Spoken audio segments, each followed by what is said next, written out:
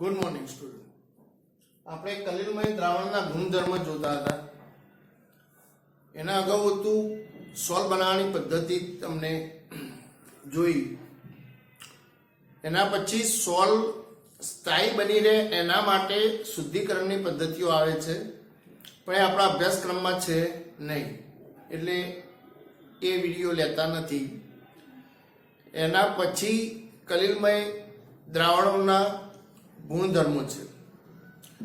એમાં નંબર 1 છે સંખ્યાત્મક ગુણધર્મો. જે રીતે દ્રાવણોમાં કણોની સંખ્યા વડે આપણે જોઈએ છીએ ચેપ્ટર 2માં, એવી જ રીતે અહીંયા બી સંખ્યાત્મક ગુણધર્મો, અહીંયા બી કણ છે માટે અબા ઉઠા જે 4 ગુણધર્મો હતા એ પણ અહીંયા લાગુ પડે છે, પરંતુ આ ટોપિક પણ અભ્યાસક્રમમાં નથી. એના આગળ આવે છે ટિન્ડલ અસર. કોઈ બી લાઇટ ચાલુ થાય તો તમને સફેદ જગારા મારતો પ્રકાશનો એક પટ્ટો શેરડો જોવા મળે. કોઈ ઘરની અંદર અંધારું હોય ને એમાંથી સૂર્યપ્રકાશનો એક લીસોટો આવતો હોય તો તમને પ્રજ્વલિત થયેલો જોવા મળે, તો એને ટિન્ડલ અસર કહે છે. એ કલિલમય કણોના ગુણધર્મને આભારી છે. પણ આ ટોપિક પણ આપણે ચાલુ વર્ષમાં ડિલીટ કરેલ છે. એના પછી આવશે રંગ વિશે. તો કલિલમય કણોના અંતર અને કણની સાઈઝને આધારે તમને જુદા જુદા રંગ જોવા મળે, પણ આ ત્રીજો ટોપિક પણ ડિલીટ કરેલ છે. ચોથો ગુણધર્મ છે આપણે બ્રાઉનિયન ગતિ. તમે માઇક્રોસ્કોપમાં, શક્તિશાળી માઇક્રોસ્કોપમાં તમે કલિલમય દ્રાવણનું અવલોકન કરો તો આ દ્રાવણની અંદર તમને કલિલ કણ છે તે ઝિગઝેગ લાઇનમાં વાંકી ચૂકી આમથી આમ વાંકી ચૂકી લાઇનમાં તમને આગળ વધતા જોવા મળશે. તો આને જે વાંકી ચૂકી રેખામાં કલિલ કણો અસ્તવ્યસ્ત ગતિ કરતા હોય એને બ્રાઉનિયન ગતિ કહે છે. તો બ્રિટિશ એક વૈજ્ઞાનિક હતો, રોબર્ટ બ્રાઉન નામના વૈજ્ઞાનિકે સૌ પ્રથમ પરાગરજ વિશે, પાણીમાં પરાગરજ માટે આવું અવલોકન નોંધ્યું હતું કે એમાં ઝિગઝેગ લાઇનમાં વાંકી ચૂકી પરિક્ષેપણ માધ્યમમાં પરાગરજ આમથી તેમ ગતિ કરતી હતી. એના ઉપરથી, વૈજ્ઞાનિકના નામ ઉપરથી આપણે એને બ્રાઉનિયન ગતિ તરીકે ઓળખીએ છીએ. તો પરિક્ષેપણ માધ્યમમાં વન ટાઈપ જે કલિલ કણ છે એ બીજા કણને અથડાશે. તો વાયુના ગતિમય સિદ્ધાંતના નિયમને આધારે કે કોઈ બી અણુ છે એ ગતિમાં હોય છે એ પણ અહીંયા સાબિત થઈ જાય છે. પણ આ કણ પરિક્ષેપિત માધ્યમમાં એટલા નાના બી નથી હોતા કે એટલા મોટા બી નથી હોતા. મધ્યમ કદના કણ હોવાથી એ પરિક્ષેપણ માધ્યમમાં સતત ટોટલ માધ્યમમાં તરતા જ રહે છે. એ તળિયે આવીને બેસી જતા નથી. તો આ જે કલિલ કણ છે એ એકબીજાને બોમ્બારિંગ કરતા હોય. વન ટાઈપ એવો શબ્દ કહેવાય કે એક અણુ બીજા અણુને અથડાય, બીજો ત્રીજાને. તો એકબીજાને અથડાવાના કારણે પરિક્ષેપિત માધ્યમમાં સતત અસ્તવ્યસ્ત ગતિમાં રોટેટ કરતા જશે. એના લીધે જે સોલ છે એને સ્થાયી બનાવે છે. જો આવા એકબીજાને અથડાતા ના હોય અને સ્થિર હોય તો એક સમય એવો આવશે કે બધા સમુચ્ચય બનીને મોટો કણ બનીને તળિયે આવી જાય. પણ આ વસ્તુને, એના સ્થાયીપણાને સમજાવવા માટે એક બોમ્બાર્ડિંગ થતું હોય કલિલ કણોનું, અને એના લીધે જે સોલ છે એને પરમેનન્ટ સ્થાયિત્વ મળતું હોય છે. તો એક આ બ્રાઉનિયન ગતિ, આ એક ગુણધર્મ છે તમારા અભ્યાસક્રમમાં. હવે આગળનો એક બીજો ગુણધર્મ આપણે જોઈએ.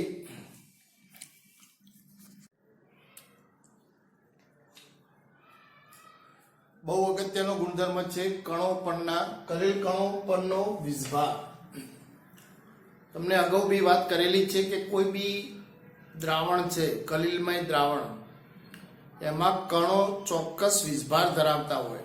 એટલે કણો ઉપર કાં તો પ્લસ વીજભાર હોય કાં તો માઇનસ હોય. પણ સમગ્ર દ્રાવણમાં જે કલિલ કણ હોય એ બધા જ સોલમાં બધા જ કણનો વીજભાર એક જ પ્રકારનો હોય. કોઈ એક્ઝામ્પલ તરીકે ધન વીજભારિત કણ છે તો બધા જ ધન વીજભારિત કણ હશે, બધા ઋણ વીજભારિત હોય તો બધા ઋણ વીજભારિત હોય. તો એમસીક્યુ ની અંદર બી પૂછાય છે કે કયો કણ ધન વીજભારિત છે અને કયો ઋણ વીજભારિત છે. તો આપણે ધન વીજભારિત સોલ્ટના એક્ઝામ્પલ જોઈએ તો ધાતુયુક્ત ઓક્સાઇડ જે છે H2SO3 XH2 તો ધન વીજભારિત સોલ્ટ છે, તમારે યાદ રાખવું પડે. CrO3 Fe2O3 XH2 આ બધા ધાતુયુક્ત ઓક્સાઇડોમાં ધન વીજભારિત કણ હશે બધા જ દ્રાવણમાં. બેઝિક ડાયસ્ટફમાં મિથિલિન બ્લુ આવે એ ધન વીજભારિત સોલ્ટ છે. હિમોગ્લોબિન આપણા બ્લડમાં એ પણ ધન વીજભારિત સોલ્ટ તરીકે ઓળખવામાં આવે છે. અને ધાતુના ઓક્સાઇડની અંદર TiO2 એક્ઝામ્પલ છે, એ પણ ધન વીજભારિત સોલ્ટ છે. એટલે આ લિસ્ટ યાદ રાખવું પડે. એના આધારે તમે MCQ નક્કી કરી શકો. એ રીતે ઋણ વીજભારિત સોલ્ટની યાદી આપેલી છે. એમાં ધાતુઓ છે કોપર, સિલ્વર Ag અને ગોલ્ડ Au.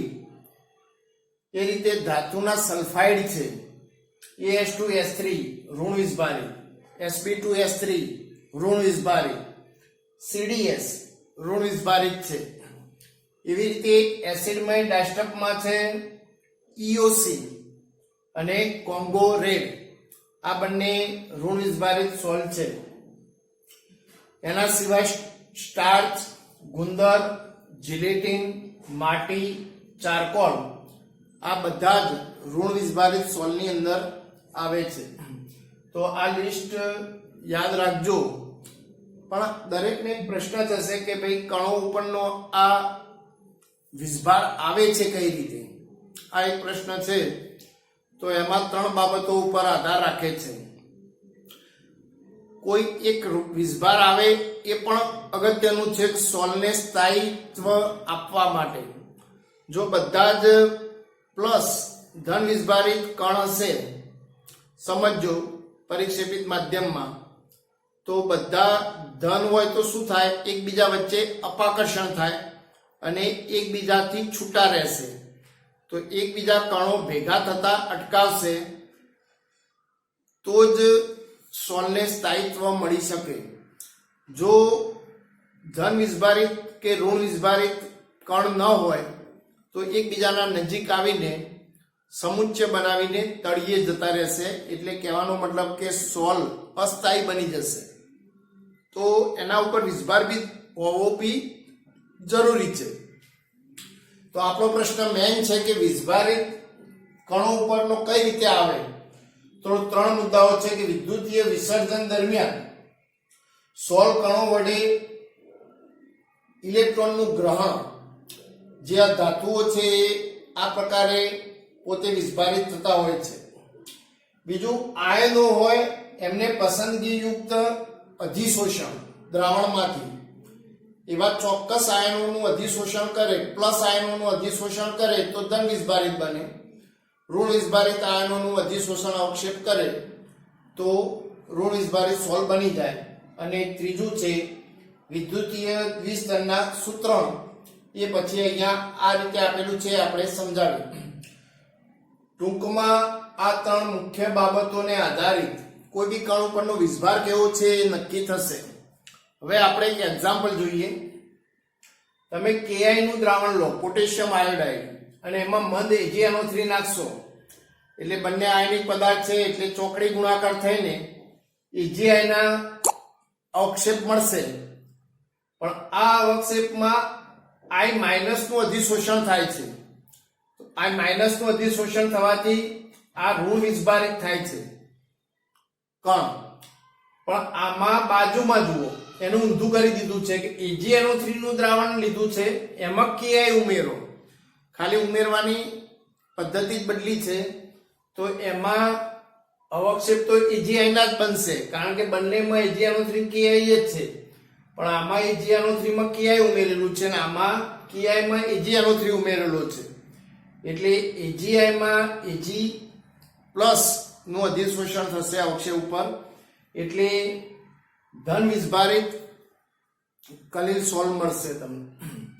એવું એક બીજું એક્ઝામ્પલ છે કે FeCl3 ને પાણીમાં નાખો, ગરમ પાણી સાથે ગરમ કરો તો Fe2O3 પણ Fe+3 અધિશોષણ પામશે, એટલે ટૂંકમાં ધન વીજભારિત સોલ મળશે. પણ એ જ FeCl3 ને તમે NaOH સાથે ગરમ કરો તો તમે OH- આયન નું અધિશોષણ થશે, એટલે એમાં ઋણ વીજભારિત સોલ તમને જોવા મળશે. ટૂંકમાં પસંદગીયુક્ત આયનનું અધિશોષણ દ્વારા પણ ભલે બંને દ્રાવણ એક જ રહ્યા પણ એમનું અધિશોષણ અલગ અલગ રીતે થતું હોય તો સોલના માથે વીજભાર બદલાઈ જશે. હવે એક બીજું કલિલમય કણોની સ્થાયલ કણોની આસપાસ એકબીજાથી વિરોધી સ્તરોના સંયોગીકરણને અહીંયા આપણે બતાવેલું છે. હેલ્મહોલ્ટ્ઝ વિદ્યુતીય દ્વિસ્તર તરીકે ઓળખવામાં આવે છે. એટલે કહેવાનો મતલબ કે AgI ના સ્થાયી ઘન અવક્ષેપ છે અને આ ઋણ વીજભારિત I- એના ઉપર ઋણ વીજભારિત સોલ છે એક્ઝામ્પલ તરીકે, તો I- ના વિરુદ્ધ વીજભાર ધરાવતો K+ એના લીધે વિરુદ્ધ વીજભારના લીધે આકર્ષાશે અને એની સાથે K+ જોડાશે, તો આના દ્વારા આકર્ષાઈને એક I- ની ઉપર K+ નું સ્તર બને છે, એને સ્થિર સ્તર કહેવાય છે, કારણ કે પરમેનન્ટ હશે, એમાં કોઈ બદલાવ આવશે નહીં અને મજબૂત પ્રબળ છે. હવે એના બાજુમાં I- અને K+ બંને આયનો હશે, એને પ્રસરિત સ્તર તરીકે ઓળખવામાં આવે છે. તો સ્થિર સ્તર અને પ્રસરિત સ્તર આ બંને વચ્ચે એક પ્રકારનો પોટેન્શિયલનો તફાવત ઊભો થશે અને આ પોટેન્શિયલનો તફાવતને જીટા પોટેન્શિયલ અથવા વીજગતિક પોટેન્શિયલ બી તરીકે ઓળખી શકાય. અને આ પોટેન્શિયલને તમારે માપવો હોય તો પણ માપી શકાય કે કેપેસિટરના માં ઉદ્ભવતા પોટેન્શિયલના તફાવતની જેમ જ અહીંયા જે દ્વિ સ્તર છે, એક સ્થિર સ્તર અને બીજું કયું છે પ્રસરિત સ્તર, બંને વચ્ચેનો પોટેન્શિયલ તફાવતને આધારે તમે જીટા પોટેન્શિયલને માપી બી શકો છો. તો આના દ્વારા તમે વીજભાર જે બે સ્તરો છે એના વચ્ચેના વીજગતિક પોટેન્શિયલના તફાવતને સમજાવી શકાય છે. તો આ વસ્તુમાં વીજભાર ઓછો થતો જાય તો શું પ્રોબ્લેમ થશે કે વીજભાર ના હોય તો તે કણો એકબીજાના નજીક આવશે, આકર્ષણ બળ વધતું જશે અને આકર્ષણ બળ વધે તો સમુચ્ય બનીને કણો ભેગા થઈને તળિયે આવી જશે અને કોણને જે સોલ છે એને સ્થાયીતા પણ મળતું નથી અને સોલમાં વધુ વિદ્યુત વિભાજ્ય કદાચ તમે ઉમેરી દો, વિદ્યુત વિભાજ્ય વધારે ઉમેરો, દાખલા તરીકે Fe+3 અને Cl-, FeCl3 નું વિદ્યુત વિભાજ્ય વધારે પડી જાય તો પણ વિરુદ્ધ વીજભારથી આકર્ષાઈને એમનું જે ધન હોય કે ઋણ હોય એવા સોલ વચ્ચેનું જે અપાકર્ષણ હતું એ ઘટાડશે, આકર્ષણ વધતું જશે. તો વિરુદ્ધ વીજભાર વધવાથી બી આકર્ષણ વધે તો કણો ભેગા થતા જાય અને સોલને સ્થાયિત્વ મળતું જાય છે, સોલનું સ્થાયિત્વ ગુમાવે છે. એટલે ધન વીજભારિત સોલ હોય તો ધન વીજભારિત બની રહે અને ઋણ વીજભારિત સોલ હોય એ ઋણ વીજભારિત બની રહે તો જ સોલને સ્થાયિત્વ મળે છે. તો આ થિયરી થોડી મોસ્ટ એમ્પી છે. કલિલમય કણો પરનો વીજભાર, અને એમાં એમસીક્યુ બી પૂછાઈ શકે છે, 2 માર્ક્સનો પ્રશ્ન બી પૂછાઈ શકે અને સવિસ્તર પ્રશ્ન બી પૂછાઈ શકે.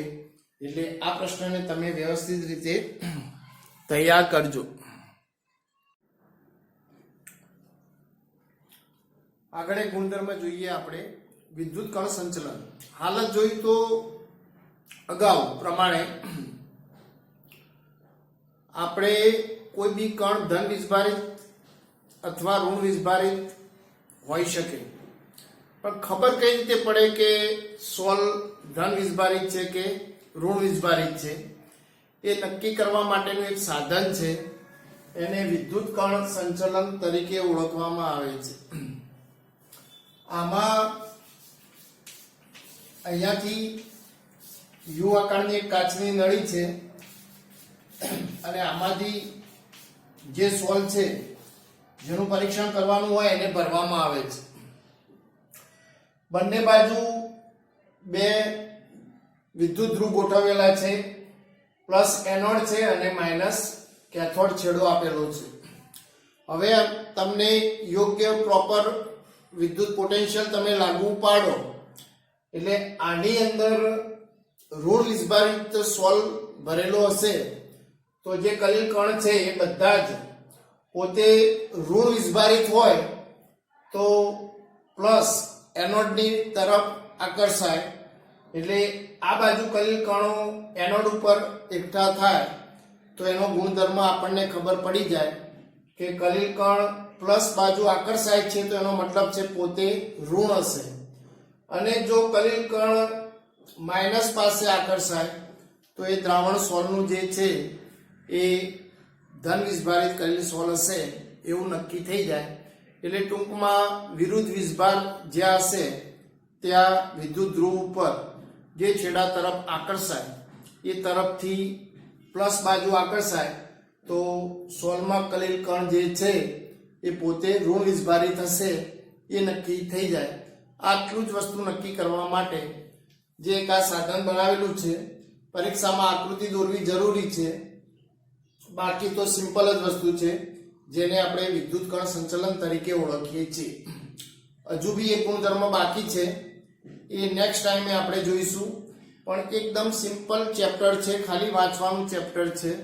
આમાં તમારે એમસીક્યુ બી સીધા આવે અને થિયરી બી સિમ્પલ દર વર્ષે પૂછાય છે, અને બાકીનો ફાયદો છે કે તમારે અમુક થિયરીઓ કટ થઈ ગઈ છે. એટલે આ ચેપ્ટરને વધારે વ્યવસ્થિત રીતે તૈયાર કરીને લખીને તૈયાર કરજો.